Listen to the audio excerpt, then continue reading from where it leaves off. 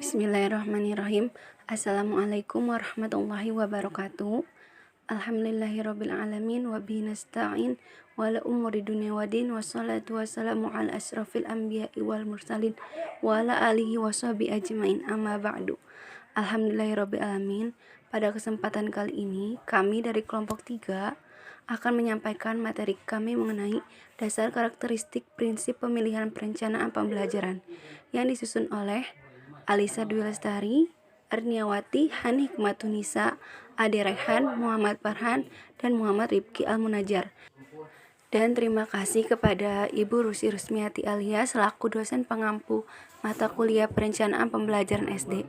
Maka langsung saja pada pembahasan pertama, yaitu perencanaan pembelajaran. Adapun pengertian perencanaan pembelajaran menurut Majid adalah sebuah proses, disiplin ilmu pengetahuan, realitas, sistem, dan teknologi pembelajaran yang bertujuan agar pelaksanaan pembelajaran berjalan dengan efektif dan efisien. Adapun menurut Combs, perencanaan pembelajaran adalah suatu penerapan yang rasional dari analisis sistematis proses perkembangan pendidikan dengan tujuan agar pendidikan itu lebih efektif dan efisien sesuai dengan kebutuhan dan tujuan para siswa dan masyarakatnya. Adapun prinsip perencanaan pembelajaran. Menurut Sagala, terdapat 4 prinsip perencanaan pembelajaran. Yang pertama, prinsip perkembangan. Yang kedua, prinsip perbedaan individu. Yang ketiga, prinsip minat dan kebutuhan anak. Dan yang keempat adalah prinsip motivasi. Yang pertama, prinsip perkembangan. Pada prinsipnya, siswa yang sedang belajar berada dalam proses perkembangan dan akan terus berkembang. Kemampuan anak pada jenjang usia dan tingkatan kelas berbeda-beda sesuai dengan perkembangannya. Pada waktu pemilihan bahan dan metode mengajar, guru hendaknya memperhatikan dan menyesuaikan dengan kemampuan anak, karena perubahan ada yang cepat dan ada yang lambat. Oleh karena itu, guru hendaknya mengerti dan bersabar dalam melaksanakan tugas pelayanan. Prinsip perbedaan individu. Tiap siswa memiliki ciri dan pembawaan yang berbeda, menerima pengaruh dan perlakuan dari keluarga yang masing-masing juga berbeda. Ada siswa yang memiliki badan tinggi, kurus, gemuk, pendek, cekatan, lambat, kecerdasan tinggi ataupun rendah, dan ciri-ciri perilaku lainnya. Untuk dapat memberikan bantuan belajar bagi siswa, maka guru harus dapat memahami dengan benar ciri-ciri dari siswanya tersebut, baik dalam menyiapkan dan menyajikan pelajaran maupun dalam memberikan tugas-tugas dan pembimbingan belajar siswa. Guru hendaknya menyesuaikan dengan ciri siswanya masing-masing dengan melakukan penyesuaian belajar dengan memperhatikan perbedaan individu ini sepenuhnya. Setiap anak pasti mempunyai minat dan kebutuhannya masing-masing. Anak yang berada di daerah perkotaan dan anak yang berada di daerah pedesaan itu berbeda dari minat dan kebutuhannya masing-masing. Adapun di daerah pantai berbeda minat dan kebutuhannya dengan anak yang berada di pegunungan. Demikianlah seterusnya. Dalam hal pembelajaran, bahan ajaran dan penyampaian sedapat mungkin disesuaikan dengan minat dan kebutuhan anak tersebut. Walaupun hampir tidak mungkin menyesuaikan pembelajaran dengan minat dan kebutuhan setiap siswa. Meskipun demikian, sedapat mungkin perbedaan minat dan kebutuhan tersebut dapat dipenuhi. Pembelajaran perlu memperhatikan minat dan kebutuhan, sebab keduanya akan menjadi penyebab timbulnya perhatian. Prinsip motivasi. Memotivasi memiliki peranan yang cukup besar dalam upaya belajar. Tanpa ada yang memotivasi, hampir tidak mungkin siswa melakukan kegiatan belajar. Ada beberapa upaya yang dapat dilakukan guru dalam perencanaan pembelajaran untuk membangkitkan motivasi belajar siswa, yaitu 1. Mempersiapkan untuk menggunakan cara atau metode dan media mengajar yang bervariasi.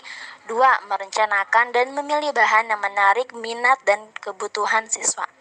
Baik, selanjutnya yaitu karakteristik perencanaan pembelajaran.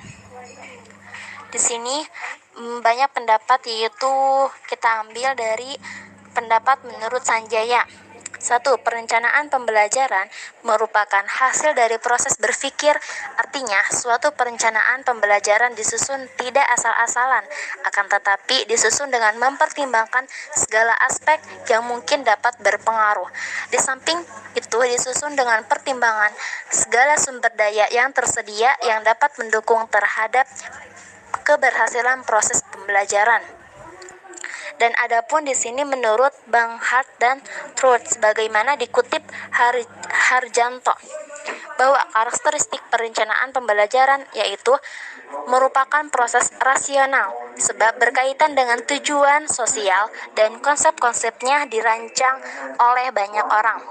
Dan adapun konsep dinamik sehingga dapat dan perlu dimodifikasi jika informasi yang masuk mengharapkan demikian. Komponen-komponen perencanaan pembelajaran. Yang pertama ada siswa, tujuan, kondisi, sumber-sumber belajar, dan hasil belajar. Proses pengembangan dan proses perencanaan pembelajaran, siswa harus dijadikan pusat dari segala kegiatan. Dan tujuan-tujuan khusus yang direncanakan oleh guru meliputi 1. Pengetahuan, informasi, serta pemahaman sebagai bidang kognitif. Yang kedua, sikap dan apresiasi sebagai bidang afektif. Yang ketiga, berbagai kemampuan sebagai bidang psikomotorik. Kondisi adalah berbagai pengalaman belajar yang dirancang agar siswa dapat mencapai tujuan khusus, seperti yang telah dirumuskan. Pengalaman belajar harus mendorong agar siswa aktif belajar, baik secara fisik ataupun non-fisik. Sumber belajar berkaitan dengan segala sesuatu yang memungkinkan siswa agar dapat memperoleh pengalaman belajar. Dan hasil belajar berkaitan dengan pencapaian dalam memperoleh kemampuan sesuai dengan tujuan. Kriteria penyusunan perencanaan pembelajaran. Perencanaan pembelajaran dirancang bukan hanya sebagai pelengkap administrasi, namun dirancang sebagai bagian integral dari proses pekerjaan profesional, sehingga berfungsi sebagai pedoman dalam pelaksanaan pembelajaran. Dengan demikian, penyusunan perencanaan pembelajaran merupakan suatu keharusan karena didorong oleh kebutuhan agar pelaksanaan pembelajaran terarah sesuai dengan tujuan dan sasaran yang ingin dicapai. Menurut Sanjaya, kriteria penyusunan perencanaan pembelajaran ada 6. Yang pertama yaitu signifikansi, yang kedua relevan, yang ketiga kepastian, yang keempat adaptabilitas, yang kelima kesederhanaan, yang keenam prediktif. Sebelum masuk ke poin kedua, 3, 4, 5, dan 6, saya akan menjelaskan poin pertama yaitu signifikansi. Signifikansi dapat diartikan sebagai kebermaknaan. Nilai signifikansi artinya perencanaan pembelajaran hendaknya bermakna agar proses pembelajaran berjalan efektif dan efisien. Oleh karena itulah perencanaan pembelajaran disusun sebagai bagian dari proses pembelajaran sesuai dengan kebutuhan siswa. Perencanaan pembelajaran tidak ditempatkan sebagai pelengkap saja. Dengan demikian, dalam proses pembelajaran, hendaknya guru berpedoman pada perencanaan yang telah disusunnya. 2. Relevan. Relevan artinya sesuai. Nilai relevansi dalam perencanaan adalah yang disusun memiliki nilai kesesuaian baik internal maupun eksternal. Kesesuaian internal adalah perencanaan pembelajaran harus sesuai dengan kurikulum yang berlaku. Mengapa demikian? Karena dari kurikulum ditentukan tujuan harus dicapai, menentukan materi atau bahan pembelajaran yang harus dipelajari siswa dan sebagainya. Kesesuaian eksternal mengandung makna bahwa perencanaan pembelajaran yang disusun harus sesuai dengan kebutuhan siswa. Mengapa demikian? Oleh karena itu, perencanaan pembelajaran pada hakikatnya disusun untuk membantu siswa dalam mencapai tujuan pembelajaran. 3. Kepastian. Nilai kepastian itu bermakna bahwa dalam perencanaan pembelajaran yang berfungsi sebagai pedoman dalam penyelenggaraan proses pembelajaran, tidak lagi memuat alternatif-alternatif yang dipilih, akan tetapi berisi langkah-langkah pasti yang dapat dilakukan secara sistematis. Dengan kepastian itulah, maka guru akan terhindar persoalan persoalan yang mungkin muncul secara tidak terduga. 4. Adaptabilitas. Perencanaan pembelajaran yang disusun untuk hendaknya bersifat lentur atau tidak kaku. Misalnya, perencanaan pembelajaran itu dapat diimplementasikan manakala memiliki syarat-syarat tertentu. Jika syarat-syarat tersebut tidak dipenuhi, maka perencanaan pembelajaran tidak dapat digunakan. Perencanaan pembelajaran yang demikian adalah perencanaan yang kaku, karena memerlukan persyaratan-persyaratan khusus. Sebaliknya, perencanaan pembelajaran disusun untuk dapat diimplementasikan dalam berbagai keadaan dan berbagai kondisi. Dengan demikian, perencanaan itu dapat digunakan oleh setiap orang yang akan menggunakannya. Yang kelima, kesederhanaan. Perencanaan pembelajaran yang bersifat sederhana artinya mudah diterjemahkan dan mudah diimplementasikan.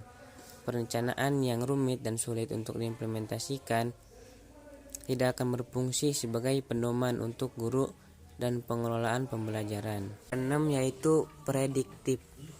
Perencanaan pembelajaran yang baik harus memiliki daya ramal yang kuat. Artinya, perencanaan dapat menggambarkan apa yang akan terjadi seandainya. Dan ramalan ini sangat penting untuk mengantisipasi sebagai kemungkinan yang akan terjadi. Dengan demikian akan mudah bagi guru untuk mengantisipasinya. Sekian dan terima kasih. Wassalamualaikum warahmatullahi wabarakatuh.